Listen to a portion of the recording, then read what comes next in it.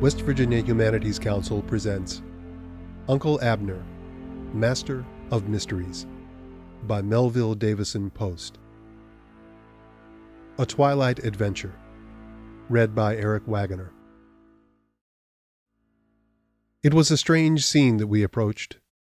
Before a crossroad leading into a grove of beech trees, a man sat on his horse with a rifle across his saddle. He did not speak until we were before him in the road, and then his words were sinister. "Ride on," he said. But my Uncle Abner did not ride on. He pulled up his big chestnut and looked calmly at the man. "You speak like one having authority," he said. The man answered with an oath. "Ride on, or you'll get into trouble." "I am accustomed to trouble," replied my uncle with great composure. "You must give me a better reason." "I'll give you hell," growled the man. "Ride on." Abner's eyes traveled over the speaker with a deliberate scrutiny. "It is not yours to give," he said, "although possibly to receive. Are the roads of Virginia held by arms?" "This one is," replied the man. "I think not," replied my Uncle Abner, and, touching his horse with his heel, he turned into the crossroad. The man seized his weapon, and I heard the hammer click under his thumb. Abner must have heard it too, but he did not turn his broad back. He only called to me in his usual matter-of-fact voice. "Go on, Martin.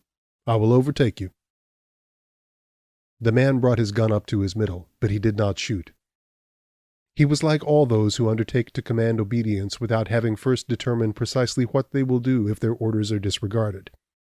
He was prepared to threaten with desperate words, but not to support that threat with a desperate act, and he hung there, uncertain, cursing under his breath.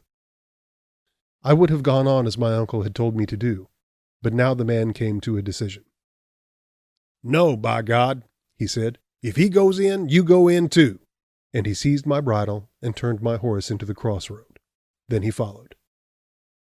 There is a long twilight in these hills. The sun departs, but the day remains, a sort of weird, dim, elfin day that dawns at sunset and envelops and possesses the world. The land is full of light, but it is the light of no heavenly sun. It is a light equal everywhere, as though the earth strove to illumine itself, and succeeded with that labor. The stars are not yet out. Now and then a pale moon rides in the sky, but it has no power, and the light is not from it. The wind is usually gone. The air is soft, and the fragrance of the fields fills it like a perfume. The noises of the day and of the creatures that go about by day cease, and the noises of the night and of the creatures that haunt the night begin. The bat swoops and circles in the maddest action, but without a sound. The eye sees him, but the ear hears nothing. The whippoorwill begins his plaintive cry, and one hears, but does not see. It is a world that we do not understand, for we are creatures of the sun, and we are fearful lest we come upon things at work here of which we have no experience, and that may be able to justify themselves against our reason. And so a man falls into silence when he travels in this twilight, and he looks and listens with his senses out on guard. It was an old wagon road that we entered, with the grass growing between the ruts. The horses traveled without a sound, until we began to enter a grove of ancient beech trees. Then the dead leaves crackled and rustled. Abner did not look behind him, and so he did not know that I came. He knew that someone followed, but he doubtless took it for the sentinel in the road, and I did not speak. The man with the cocked gun rode grimly behind me. I did not know whither we went, or to what end. We might be shot down from behind a tree or murdered in our saddles. It was not a land where men took desperate measures upon a triviality, and I knew that Abner rode into something that little men, lacking courage, would gladly have stayed out of. Presently my ear caught a sound, or, rather, a confused mingling of sounds, as of men digging in the earth. It was faint, and some distance beyond us in the heart of the beech woods, but as we traveled the sound increased, and I could distinguish the strokes of the mattock, and the thrust of the shovel, and the clatter of the earth on the dry leaves. These sounds seemed at first to be before us, and then, a little later, off on our right hand. And finally, through the gray boles of the beech tree in the lowland, I saw two men at work, digging a pit.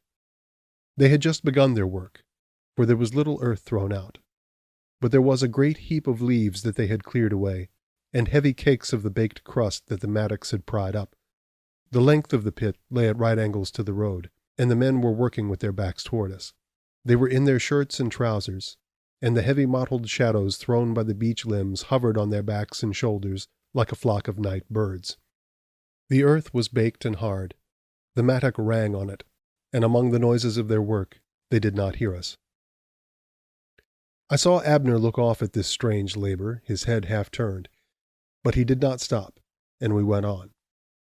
The old wagon road made a turn into the low ground. I heard the sound of horses, and a moment later we came upon a dozen men. I shall not easily forget that scene. The beech trees had been deadened by some settler who had chopped a ring around them, and they stood, gaunt, with a few tattered leaves, letting the weird twilight in. Some of the men stood about. Others sat on the fallen trees, and others in their saddles.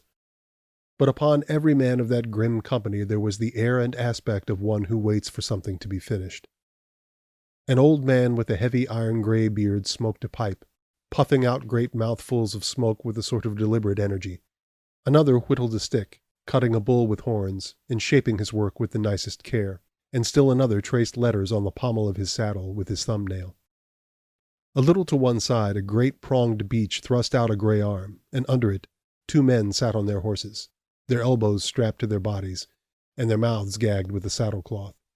And behind them, a man in his saddle was working with a colt halter, unraveling the twine that bound the headpiece, and seeking thereby to get a greater length of rope.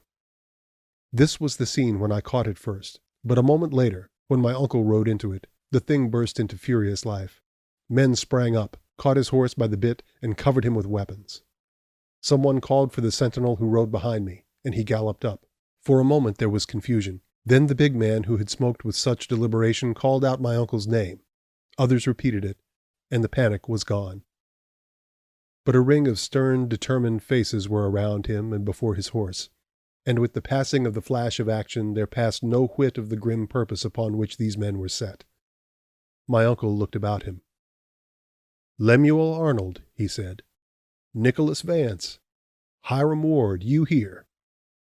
As my uncle named these men, I knew them. They were cattle grazers.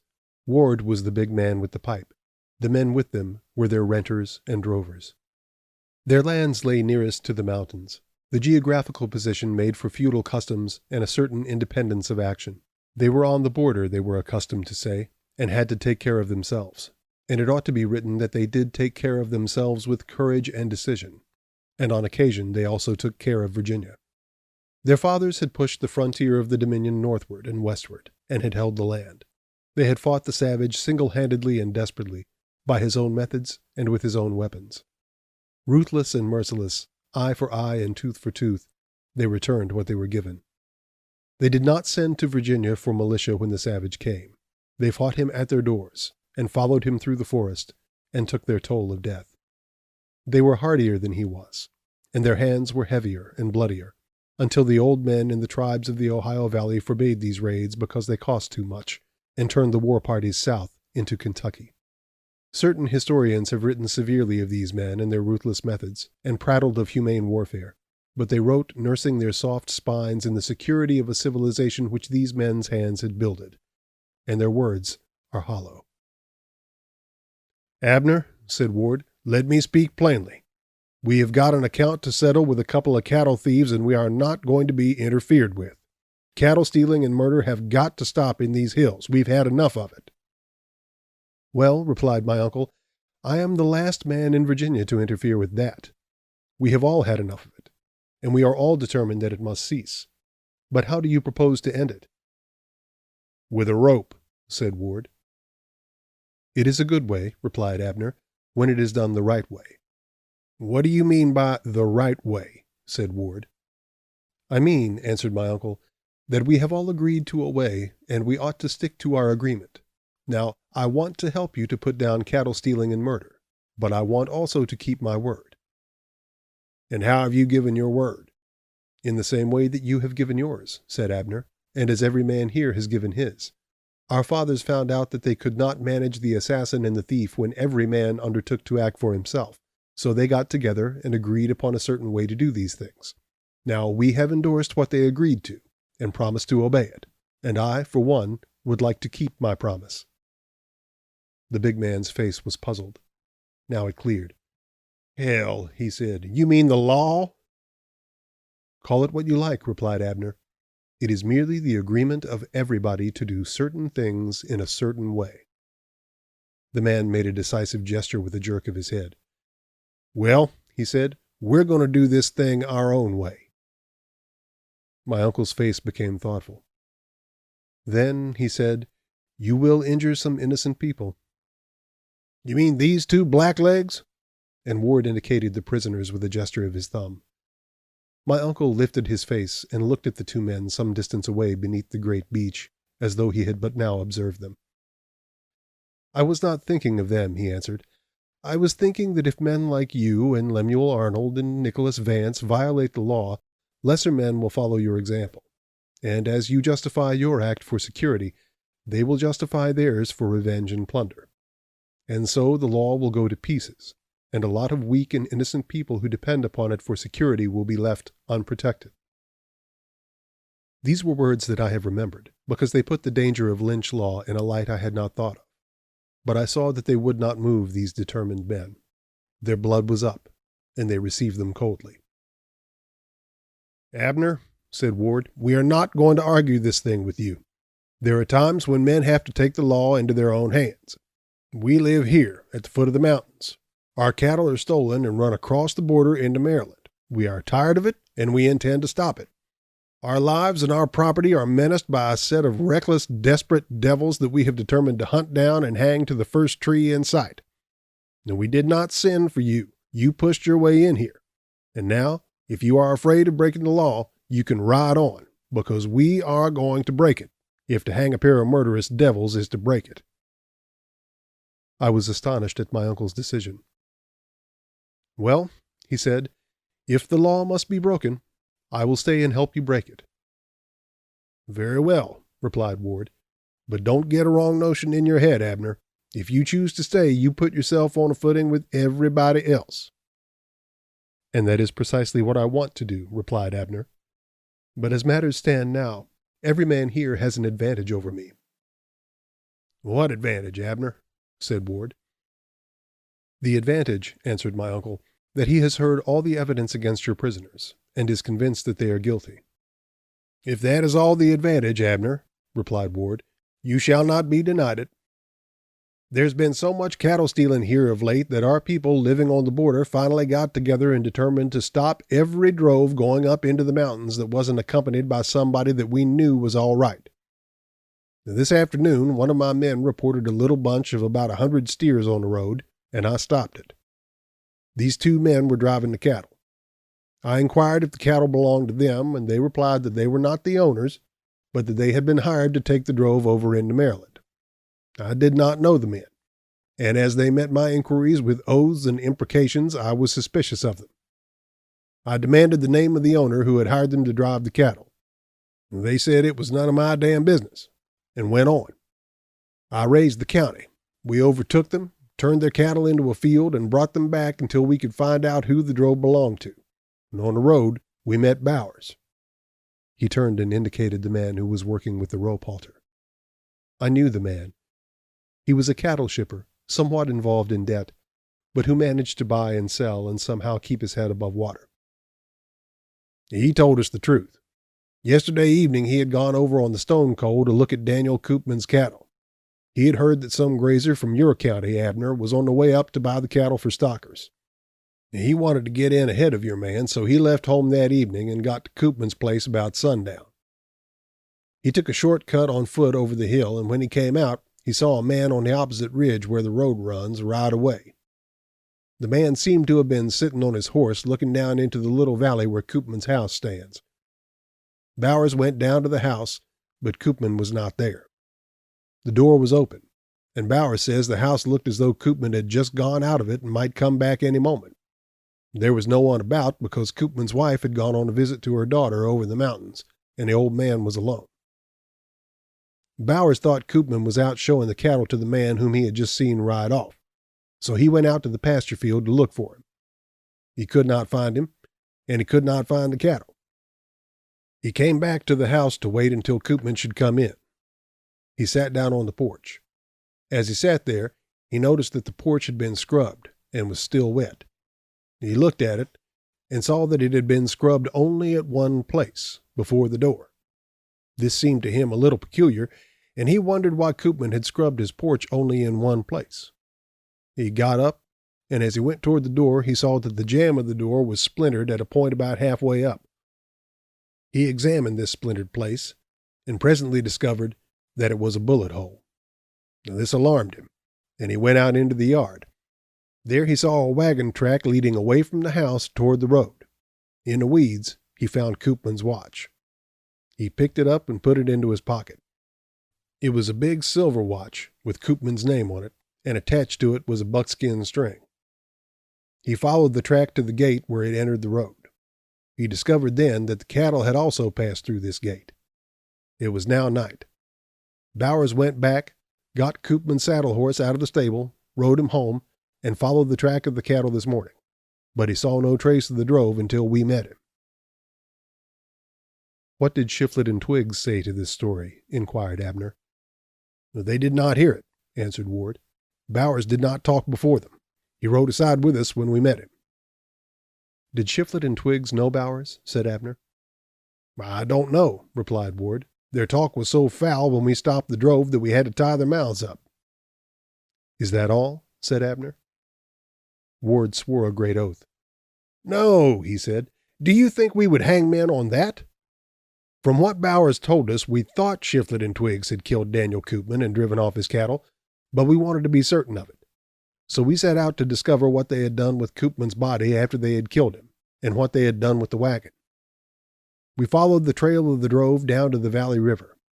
No wagon had crossed, but on the other side we found that a wagon and drove of cattle had turned out of the road and gone along the basin of the river for about a mile through the woods. And there, in a bend of the river, we found where these devils had camped. There had been a great fire of logs very near to the river, but none of the ashes of this fire remained. From a circular space some 12 feet in diameter, the ashes had all been shoveled off, the marks of the shovels being distinct. In the center of the place where this fire had burned, the ground had been scraped clean, but near the edges there were some traces of cinders, and the ground was blackened. In the river at this point, just opposite the remains of the fire, was a natural washout, or hole. We made a raft of logs, cut a pole with a fork on the end, and dragged the river. We found most of the wagon iron, all showing the effect of fire. Then we fastened a tin bucket to a pole and fished the washout. We brought up cinders, buttons, buckles, and pieces of bone. Ward paused. That settled it, and we came back here to swing the devils up. My uncle had listened very carefully, and now he spoke. What did the man pay Twiggs and Shiflet? Said my uncle. Did they tell you that when you stopped the drove? Now that, answered Ward, was another piece of damning evidence. When we searched the men, we found a pocketbook on Shiflet with $115 and some odd cents. It was Daniel Koopman's pocketbook because there was an old tax receipt in it that had slipped down between the leather and the lining.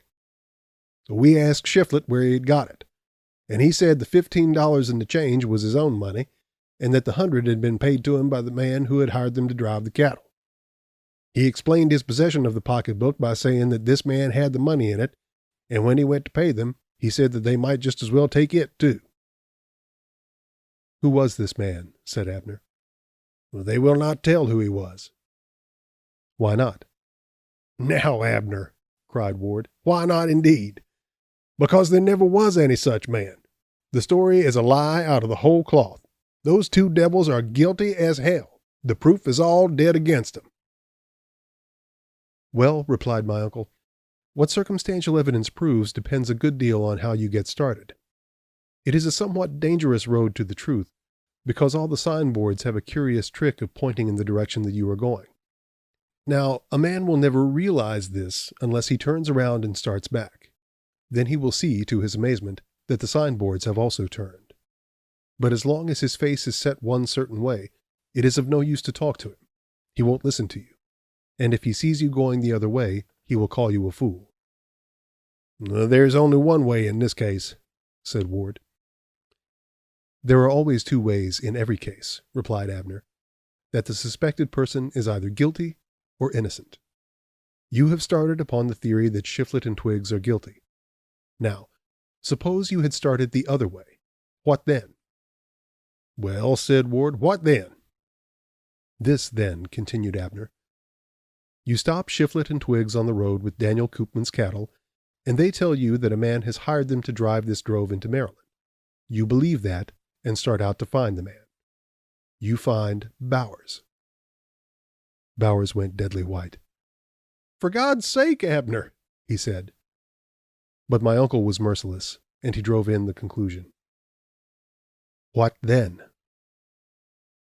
There was no answer, but the faces of the men about my uncle turned toward the man whose trembling hands fingered the rope that he was preparing for another. But the things we found, Abner, said Ward. What do they prove, continued my uncle, now that the signboards are turned? That somebody killed Daniel Koopman and drove off his cattle, and afterward destroyed the body and the wagon in which it was hauled away. But who did that? The men who were driving Daniel Koopman's cattle? Or the man who was riding Daniel Koopman's horse and carrying Daniel Koopman's watch in his pocket? Ward's face was a study in expression. Ah, cried Abner, remember that the signboards have turned about. And what do they point to if we read them on the way we are going now? The man who killed Koopman was afraid to be found with the cattle, so he hired Twiggs and Shiflett to drive them into Maryland for him, and follows on another road. But his story, Abner, said Ward. And what of it? Replied my uncle. He is taken, and he must explain how he comes by the horse that he rides and the watch that he carries, and he must find the criminal. Well, he tells you a tale to fit the facts that you will find when you go back to look, and he gives you Shiflett and Twiggs to hang. I never saw a man in more mortal terror than Jacob Bowers. He sat in his saddle like a man bewildered. My God, he said. And again he repeated it, and again. And he had cause for that terror on him. My uncle was stern and ruthless. The pendulum had swung the other way, and the lawless monster that Bowers had allied was now turning on himself. He saw it, and his joints were unhinged with fear. A voice crashed out of the ring of desperate men, uttering the changed opinion. By God, it cried, we've got the right man now. And one caught the rope out of Bowers' hand. But my Uncle Abner rode in on them. Are you sure about that? He said. Sure, they echoed. You have shown it yourself, Abner. No, replied my uncle, I have not shown it. I have shown merely whither circumstantial evidence leads us when we go hot-foot after a theory. Bowers says that there was a man on the hill above Daniel Koopman's house, and this man will know that he did not kill Daniel Koopman and that his story is the truth. They laughed in my uncle's face. Do you believe there was any such person? My uncle seemed to increase in stature, and his voice became big and dominant. I do, he said, because I am the man. They had got their lesson, and we rode out with Shiflett and Twiggs to a legal trial.